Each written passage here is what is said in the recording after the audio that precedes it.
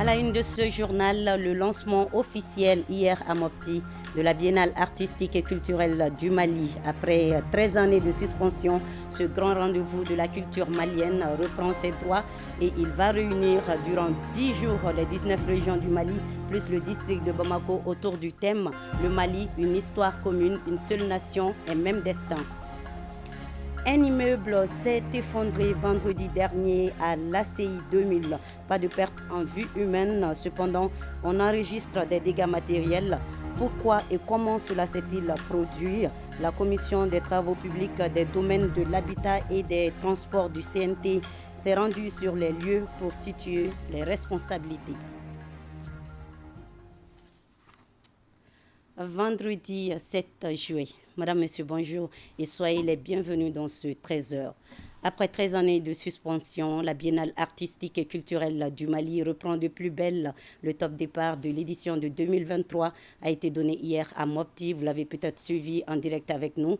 La cérémonie d'ouverture était riche en couleurs, vous allez le voir. Mais d'abord, je vous propose d'écouter un extrait du discours de lancement du Premier ministre Choguel Kokalamaïga. C'est avec Mamari Kone. Je voudrais donc, en son nom, saluer et remercier vivement les populations de la région de Mopti, avec à la tête le gouverneur Abbas Dambili, pour l'accueil chaleureux et l'hospitalité généreuse et la mobilisation exceptionnelle dans la pure tradition du Djatigia du Mali. C'est un instant historique, mesdames et messieurs, d'autant que la Biennale revient après 13 années d'hibernation imposée par une longue attente des populations du Mali. Vous savez, beaucoup de jeunes dans notre pays ignorent souvent leur histoire. Je voudrais appeler les jeunes, surtout les jeunes intellectuels qui parlent beaucoup de l'histoire du Mali, de bien se renseigner sur les différentes étapes. Pourquoi il y a eu interruption? Le ministre a dit comment la Biennale a commencé en 1962. Les Maliens ont exigé la reprise de la Biennale. Il y a eu une édition en 2003 et sa délocalisation par région a commencé en 2005 jusqu'en 2010 à l'occasion du cinquantenaire. Puis, la longue nuit dont le ministre vient de parler, pour reprendre aujourd'hui, à la suite d'une exigence forte des assises nationales de la refondation, notamment par l'exigence des Maliens qui ont demandé avec force, exactement comme ils ont demandé une nouvelle constitution, ils ont demandé la révision du code minier, les Maliens ont demandé la reprise de la Biennale. Que le gouvernement que j'ai l'honneur de diriger, sous la haute conduite du chef de l'État, auquel des résolutions des assises sont adressées et qui a mis en place une commission spéciale pour les trier et les mettre en œuvre pour que ce grand rendez-vous historique, ce grand rassemblement démocratique des Maliens puisse laisser des traces pour l'histoire. Mesdames et messieurs, j'ai regardé avec beaucoup d'attention la chorégraphie que nous venons de suivre. Je voudrais adresser de façon particulière les artistes qui viennent de nous donner une grande leçon de patriotisme, une leçon d'endurance, de résilience, au point qu'un artiste s'est évanoui mais il n'a pas cédé.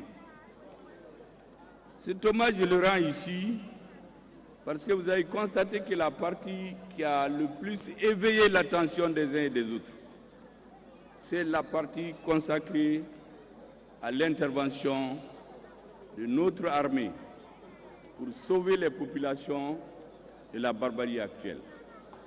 Ici, je voudrais explicitement m'arrêter pour rendre, à la suite du ministre, un hommage mérité et de premier plan à nos forces armées et de sécurité. J'ai dit récemment que le triptyque auquel les Maliens s'attaquent aujourd'hui, c'est la défense, la diplomatie et le développement.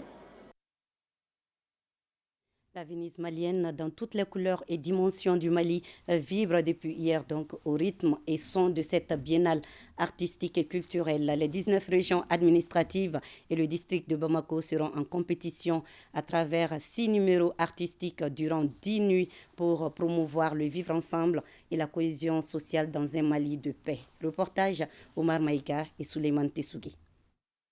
Surnommée la Venise malienne, Mopti est une ville cosmopolite qui compte près de 265 000 habitants de différentes ethnies, à savoir Bozo, Peul, Songhai, Bambara, Dogon, Malinké, Touareg et quelques peu Moussi qui cohabitent pacifiquement. Et la voici. Après 13 années de suspension, la flamme de la biennale artistique et culturelle de la jeunesse du Mali s'allume à nouveau dans la commune urbaine de Mopti autour d'un thème, le Mali, une histoire commune, une seule nation, un même destin. Force est de constater que la culture joue un rôle primordial dans le développement socio-économique durable et dans la réussite des processus de reconstruction, de refondation et de relèvement.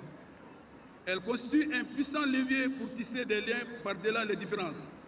Elle fédère les populations et soutient ainsi la cohésion sociale, la paix, la sécurité et le vivre ensemble. En outre, elle est non seulement une mémoire collective, mais elle permet surtout une convergence vers des idéaux communs de solidarité, de partage et de résilience face aux défis du moment. Une biennale sous le couvert de la paix. En organisant cette biennale à Mopti, épicentre d'une crise sécuritaire, l'État malien décide ainsi par les arts de faire promouvoir la culture de la paix pour un Mali réconcilié où il fait bon vivre. Il ne serait pas vain de rappeler que dans son histoire, la biennale artistique et culturelle a connu des années de gloire, mais aussi des péripéties, des moments de prostration, pour enfin tomber dans une longue hibernation après l'édition du cinquantenaire qui s'est tenue à Sikasso en 2010. Si nous sommes ici à Mopti aujourd'hui, c'est grâce à la vision éclairée du président de la transition, chef de l'État, le colonel Assimi Goïta, sa vision de faire du Mali une nation unifiée, souveraine, puissante et prospère, une nation enracinée dans les valeurs culturelles, sociétales léguées par nos ancêtres. Comme il le dit assez souvent, je cite, « Il ne peut y avoir de développement harmonieux et durable sans la culture. » Réunir le Mali culturel dans toute sa diversité revient à renouer avec l'histoire. L'organisation de cette biennale à Mopti montre que notre pays, le Mali, pays des hommes d'honneur, est résilient et reste debout malgré toutes les adversités. 10 nuits durant, les 19 régions et les districts de Bamako, à travers chœurs, solos de chant, ballets à thème, vont chanter et danser, mais aussi exprimer les préoccupations profondes des populations. Une cérémonie riche en couleurs. Parmi les temps forts, vous l'avez vu, le passage des troupes régionales et aussi de la mascotte, symbole de la biennale. Également une magnifique chorégraphie. Voyons le cérémonial avec Garibou Pérou et Idrissa Traoré. Partie de Sikasso en 2010, après une édition spéciale à Bamako, la voilà enfin la mascotte symbole de la biennale. Elle sourit et lève les bras et salue les mopticiens qui l'attendaient depuis 13 ans. Le Mali, une histoire commune, une seule nation, un même destin.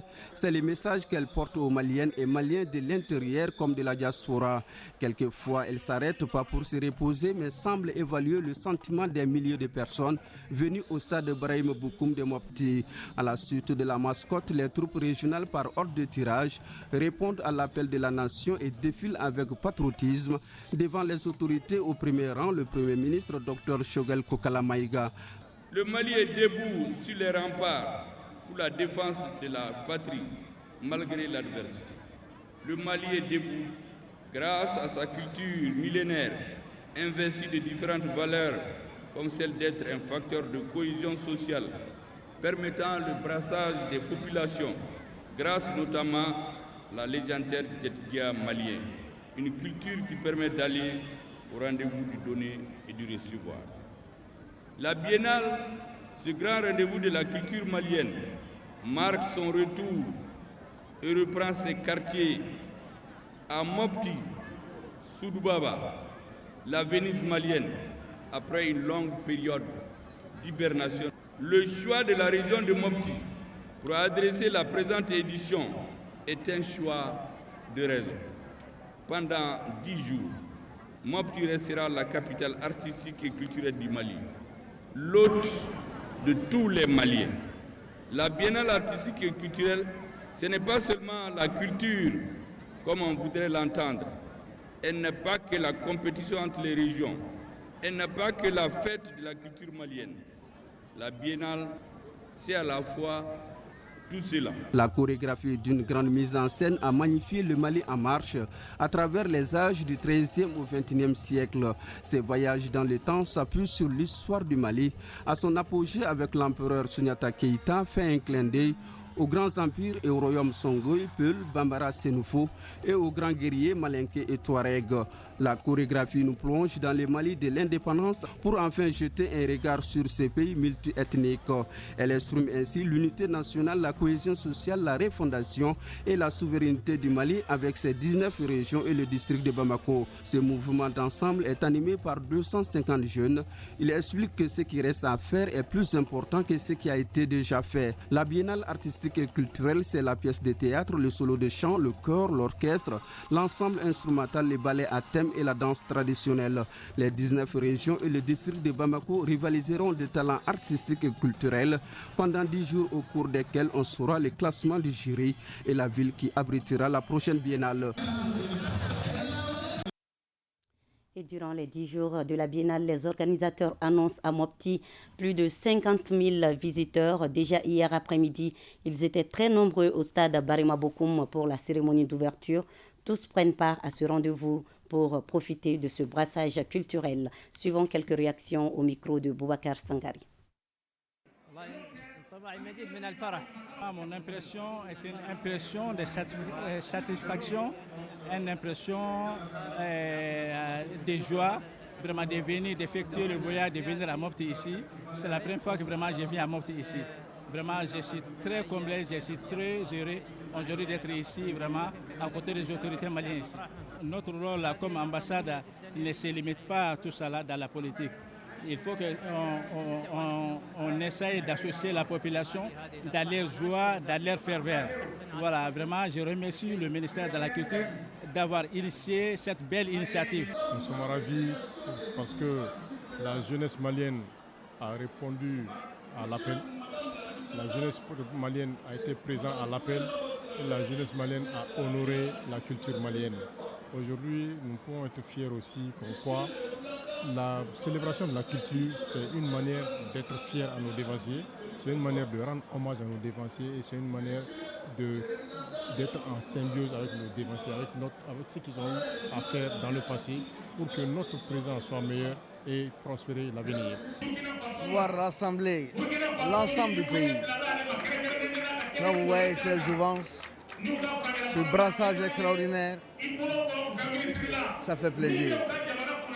Cela fait plaisir parce que les mœurs sont de plus en plus dégradées, les traditions sont foulées au sol.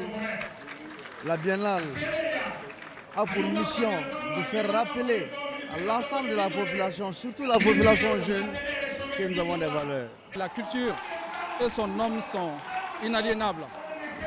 Cela voudrait dire qu'une nation se retrouve dans sa culture et un État se reconnaît dans sa culture. C'est effectivement sous la vision éclairée de son Excellence, le colonel Assimi Goïta, président de la transition, que cette édition a été réinitiée, sinon initiée, justement pour nous replonger dans ce que nous avions connu traditionnellement dans le domaine de la culture malienne. Donc cette édition est dédiée effectivement pour fédérer les efforts dans le domaine de la paix, de la cohésion, du pardon et de l'entente pour le bonheur de l'ensemble du Mali. À ce stade, on peut se réjouir déjà de ce qu'on voit. Les gens de Mopti ont fait le grand déplacement. Toutes les délégations régionales sont là. Nous pensons très sincèrement que ça va être une fête réussie, une compétition. Nous saluons les autorités de la transition, à leur tête le colonel, son Excellence Assimi Goïta, président de la transition, pour la relance de cette activité de biennale. C'est la culture malienne dans sa diversité, dans sa globalité qui est là.